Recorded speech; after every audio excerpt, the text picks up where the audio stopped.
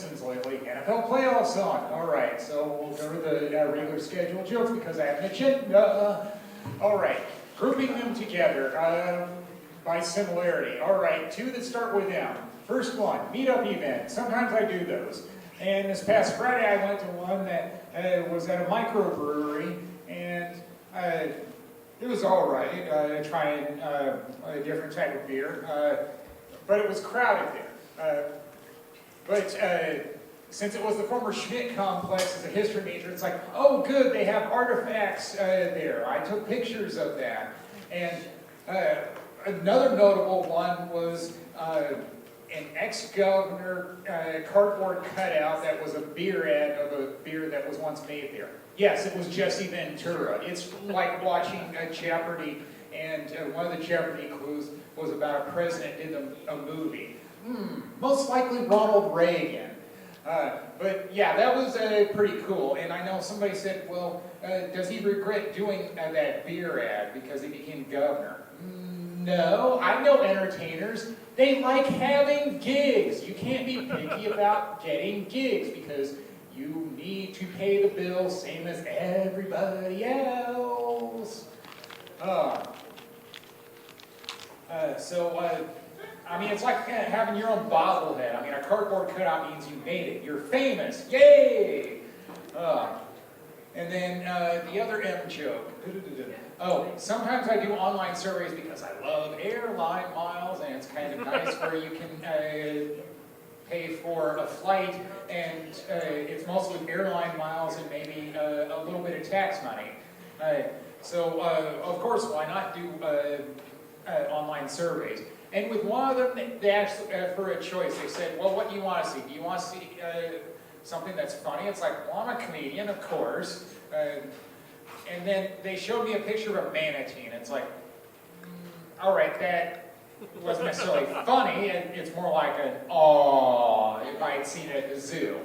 The one time I think of a manatee as funny, no surprise. Gotta go back to The Simpsons, because there's one episode about manatees, and it was really funny what the manatee trainer said near the end about, well, maybe I should date this girl again. No, when the manatee suggested it. No, I'm not going to Corpus Christi every time she wants a light bulb change. It's like, yeah, I'm with that. I mean, I guess I know what that's like, where a lady friend wanted me to come over and kill a bug, and it's like, well, do something for me. Make me dinner. I'm not doing it for free. Come on.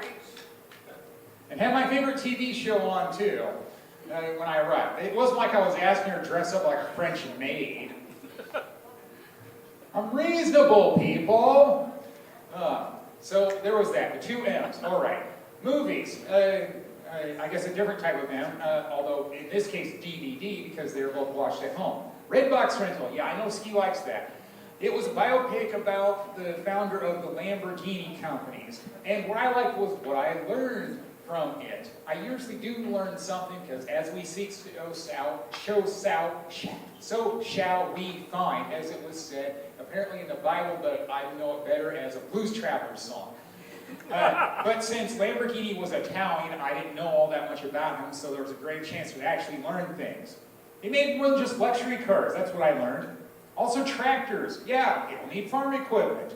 Remind me of my dad's company, the hometown company Maytag. Yeah, they might have been most famous for washing machines, but originally they made farm implements. Yeah, a lot of companies have done that. They'll do more than one type of machinery because it's all about what sells. Yeah, I mean, it is pretty cool to learn something. I'm familiar with what they do with biopics. They have a disclaimer saying some scenes and characters were invented for dramatic effect. Well, I mean, it's still worth it seeing Mira Sorvino in it. It's like, yeah, she's Italian. I get it. They wanted a somewhat Italian person in it.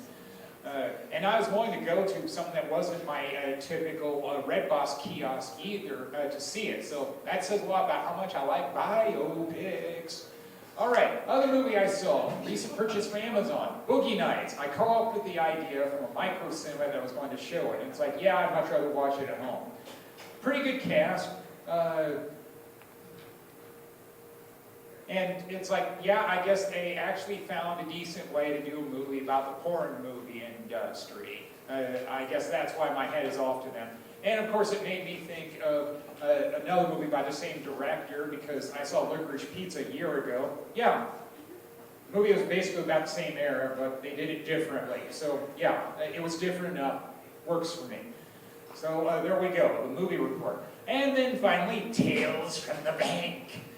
I figured that there was only going to be one story this week. Nope. I went to work today, and I've got two. Nearly a week ago, near the end of my work day, I was asked to stay a little late because there were some checks. I guess I was cleaning up somebody else's mess from a buyout. And it's like, all right, near the end of the work day, and it's like, all right, they're not here yet. But at the behest of a senior leader, it's like, all right, stay a little longer.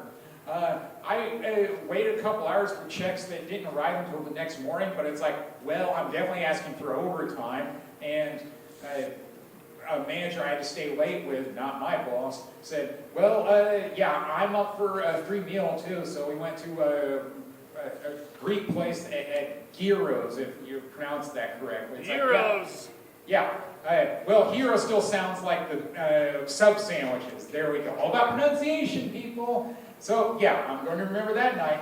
But story number two. There was a power outage, and it was really weird. The branch employees busted out a karaoke machine. It's like, why am I hearing music? It's like, well, I guess you do what you can to fill the time in. It wasn't like I could do anything if all the machines were down. I would have liked singing with them, but I never bothered to ask to. But yeah, it was still fun to witness nonetheless. So there we have it. That'll do it for me, Dave Oven Great.